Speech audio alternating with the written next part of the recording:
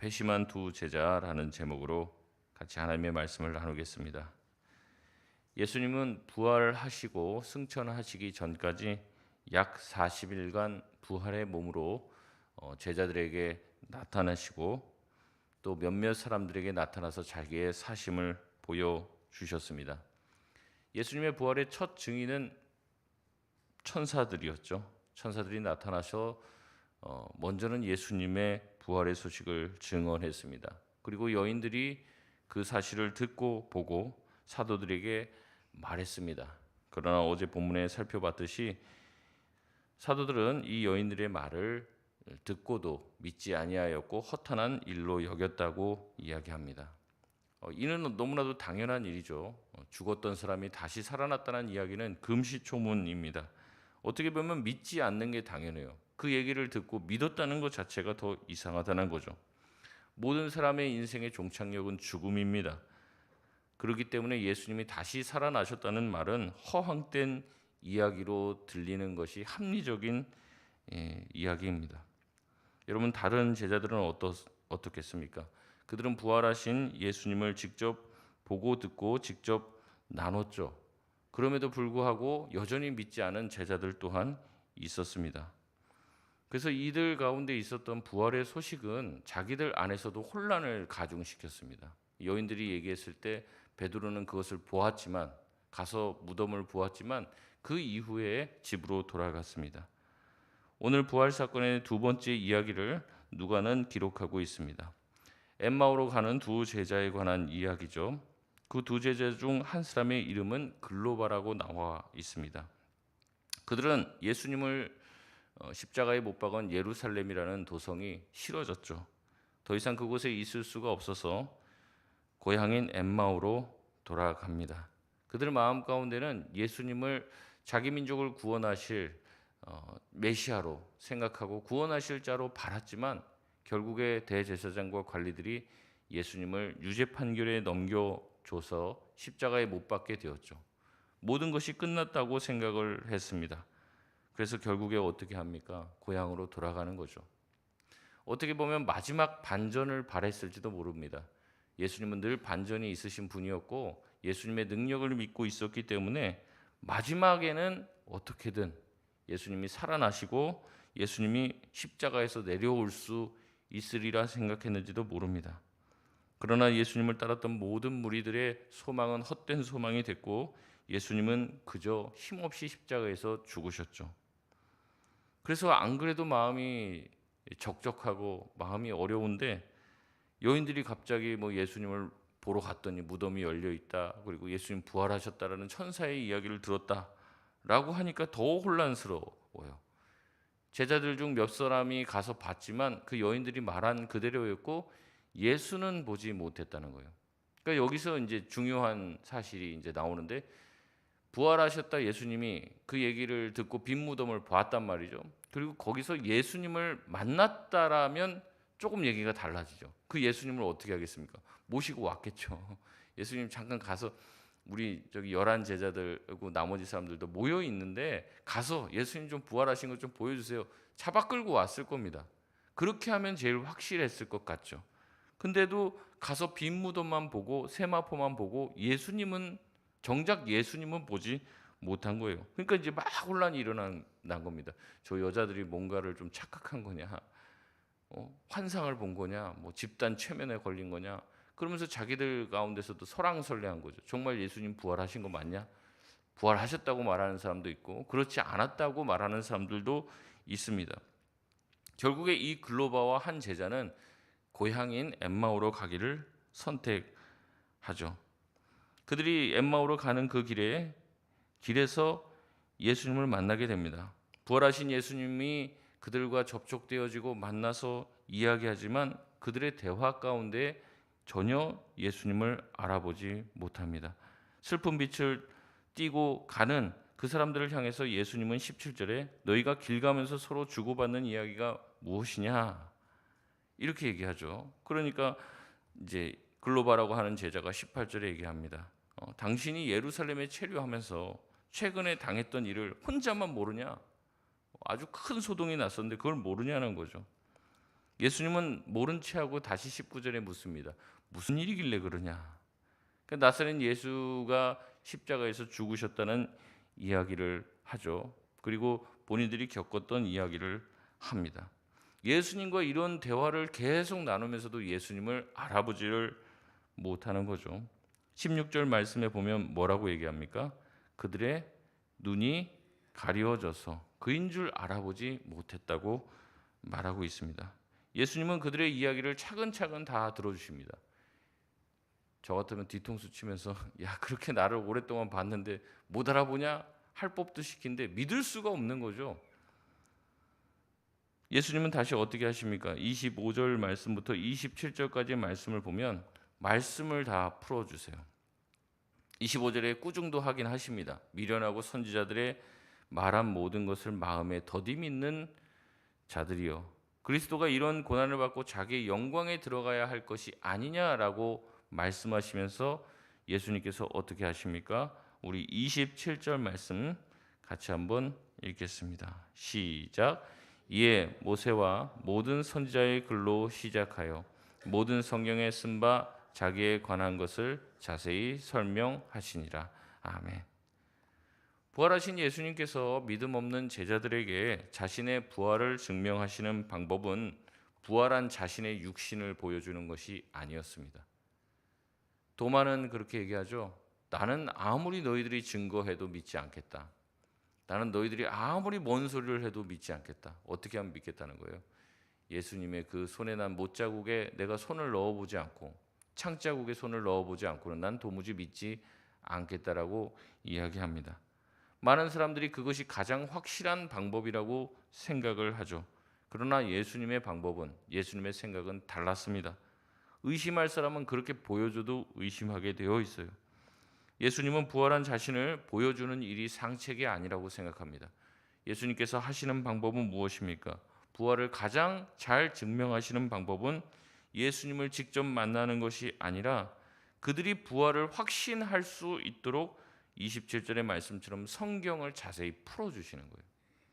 그러면서 선지자의 말들과 또 모든 성경의 예언들을 더디 믿는 자들이여 라고 책망하시며 이미 예수님이 죽었다가 다시 부활하실 것이 어디에 기록이 되어 있다는 거예요? 성경에 기록이 되어 있다는 거죠. 그러니까 부활은 생소한 것이 아니라는 거예요. 너희들이 성경만 제대로 봤더라도 예수님이 다시 부활하신다는 것이 믿지 못할 일이 아닐 텐데 믿음이 없으니 너희들이 성경도 모르고 예수님이 부활하셨던 사실도 믿을 수가 없게 되는구나 라고 얘기하시는 거죠. 어제 새벽에도 말씀을 나눴지만 천사들이 한 방법도 똑같습니다. 우리도 방금 말씀 나눴듯이 그들이 빈 무덤은 봤지만은 예수님을 보지 못했다, 그런 말씀이 있잖아요. 마찬가지로 빈 무덤을 보고 예수님을 보면은 우리는 예수님의 부활을 확신할 수 있을 거라고 생각합니다. 근데 천사들이 한 방법은 그게 아니에요. 천사들이 어떻게 했습니까? 예수님께서 그 전에 너희들에게 이렇게 십자가에서 죽고 다시 부활하실 것이라는 것을 말하지 아니하였느냐라고 얘기하면서 예수님이 하셨던 말을 되풀이합니다. 그러자 어떻게 됩니까? 여인들이 그 말을 기억했다라고 얘기해요.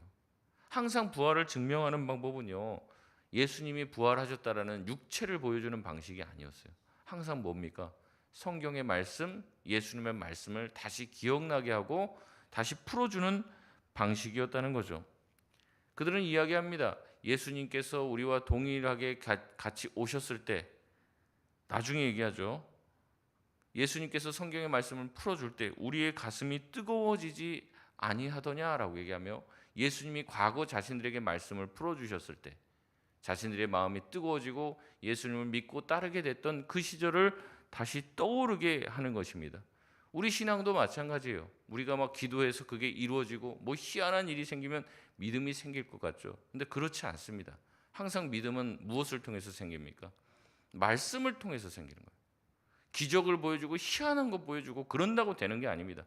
잠시 잠깐 번뜩일 수도 있어요. 타 종교에도 소위 기적이라는 게 있습니다. 소위 뭐 특별한 무슨 종교적인 어떤 희한한 일들이, 현상들이 있어요. 이단에 가도 방언도 있고요. 이단에 가도 치유기도나 그런 게 다 있어요. 여러분 보면은 애굽의 술사들도요, 모세가 하는 그 기적들을 흉내를 낸단 말이에요. 거기에 현혹이 되면 안 됩니다. 우리가 믿어야 될 것은 무엇입니까? 하나님의 말씀인 줄 믿습니다. 그 말씀이 풀어지는 거예요. 이제 앞에서 목사님이 설명해 주죠. 근데 이제 그 설명이 아니라 내 안에 그게 납득이 되고 말씀이 이해가 되어지고 받아들여지게 된다는 거죠. 그래서 하나님께서 정말 나를 사랑하시는구나. 이게 귀로 들리는 게 아니라 내 심령에 이게 들리고 믿어지게 되는 거예요.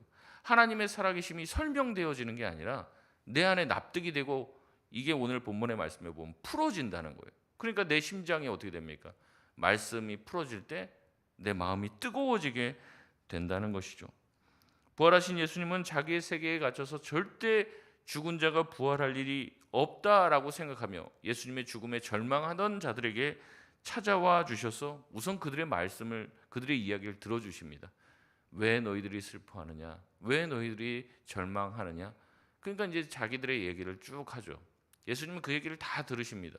다 들어주시고 나서 믿음의 진보가 느린 자들, 말씀을 듣고 막 뜨거워져서 금방 여자인처럼 나가서 복음 전하는 사람도 있지만 그 얘기를 듣고도 쉽사리 믿어지지 않는 이 제자들에게도 이야기를 듣고 천천히 말씀을 풀어주시고 같이 식사하시며 떡을 떼어 주시는 거죠. 그때 이제 기억이 나는 거예요. 아마 오병이어 때 예수님이 하셨던 기도를 떠올렸을 수도 있고 평소에 예수님이 떡을 나눠주시면서 성찬을 하시면서 나누셨던 기도가 떠올랐을지도 모릅니다. 그때 알아차리게 되는 거죠. 아, 이분이 예수님이구나. 부활하셨구나. 이게 직감적으로 느껴서 눈을 떠서 보니까 그 자리에 계시지 않은 것이죠. 여러분, 이들은 완전히 실패해서 자기 고향으로 내려가려고 했습니다. 예수님의 죽음으로 인해서 슬픈 마음, 근데 또 여인들이 찾아와서 뭐 예수님 부활했다 막 이런 얘기를 하니까 더 혼란스러운 거죠. 그러다가 아유, 다 지금 제정신들이 아니구나. 이제 예수님 파들은 다 끝났구나. 고향이나 가서 하던 일이나 하자 하면서 엠마오로 가고 있는 도중에 예수님을 만나게 됩니다. 그들의 가슴은 다시 한번 뜨거워집니다. 그래서 자신들이 떠나왔던 예루살렘으로 다시 돌아갑니다. 예루살렘에 계속 머물면 자기들도 예수님과 도매급 취급당해서 어떻게 될까봐 두려워서 자기 고향으로 내려가던 제자들은 다시 예루살렘을 향해서 유턴합니다. 왜 유턴할까요? 예루살렘에 가서 자신들이 만난 예수님에 대해서 전해야 되기 때문에, 그것을 알려줘야 되기 때문에, 그 기쁜 소식을 전하기 위해서 다시 예수님을 전하기 위해 예루살렘으로 간다는 거죠. 여러분, 예루살렘에 가보니까 희한한 일이 벌어졌어요. 33절 말씀에 보면은 예루살렘에 돌아가 보니 11 제자 및 그들과 함께한 자들이 모여 있어요. 근데 그들이 말하고 있는 광경이 그 지금 상황이 어떤 상황이냐면 34절 말씀에 보면 주께서 과연 살아나시고 시몬 베드로입니다. 시몬 베드로에게 보이셨다 하는지라. 그러니까 베드로가 거기서 11 제자랑 다른 사람들 모아놓고 지금 무슨 얘기하는 거예요? 내가 예수님을 만났다, 그 간증을 하고 있는 거예요. 그때 누가 도착하는 겁니까? 이 엠마오로 가던 두 제자가 도착하는 거예요. 그러니까 두 제자가 너무 놀라는 거죠. 우리도 방금 엠마오로 가다가 예수님 만나서 예수님한테 말씀 듣고 살아계신 예수님이 우리에게 나타나셨다 하는 사실을 보고 너희들한테 전하려고 왔는데 벌써 너희들이 그 얘기를 하고 있구나. 그러니까 지금 베드로의 간증에 지금 두 제자의 간증이 더해지게 된 거예요. 그러니까 정말 예수님이 살아나셨다라는 사실이 그들에게 널리 알려지게 되고 믿어지게 되어진 것이죠. 결국 시몬 베드로의 증언으로 이 모든 사람들이 다시 한번 확신을 가지게 되고 그 다음에 돌아온 두 제자의 증언으로 부활의 풍성함이 이 좌중을 흥분하게 하고 예수님께서 정말 살아나셨다라는 사실이 그들 가운데 확신이 되어지게 됐습니다. 이제 부활은 기정사실이 됐고 그들 안에 있는 불안과 근심은 눈 녹듯이 사라지고 이제는 부활하신 예수님을 자신들도 만나보고 싶은 기대감으로 분위기는 바뀌게 됩니다. 말씀을 맺겠습니다. 예수님의 죽음으로 슬픔에 잠긴 제자들에게 예수님께서 부활을 증거하신 방식은 자기 자신의 현현이 아니라 말씀을 풀어주시는 것이었어요. 먼저 천사들이 증언합니다. 예수님의 말씀을 증언하게 하시고 여자들을 만나서 그들에게 하나님의 말씀, 예수님의 말씀을 기억나게 하십니다. 예수님은 자신을 가리시고 엠마오로 가는 두 제자에게 나타나 신구약의 말씀을 풀어주시죠. 제자들의 마음은 다시 뜨거워지고 이제서야 예수님을 알아보게 됩니다. 그들의 눈에 비늘이 벗겨지고 예수님을 보게 되는 거죠. 그렇기 때문에 믿음은 항상 들음에서 납니다. 말씀을 듣고 말씀이 풀어지고 말씀이 깨달아질 때 믿음이 생기는 줄 믿습니다. 그러니 우리가 구역에서 해야 되는 것은 항상 이 믿음을 나눠줘야 돼요. 어떤 분들이 자꾸 오해한다고 그랬죠. 교회가 잘 되고 뭐 구역이 잘 되려면 자꾸 돌아다니고 놀러 다니고 뭐 밥 먹고 뭐 자꾸 이게 교제를 해야지 교회가 잘 되지. 이거는 세상 동호회에서 하는 방식이에요. 세상 동호회는 그렇게 해야 잘 됩니다.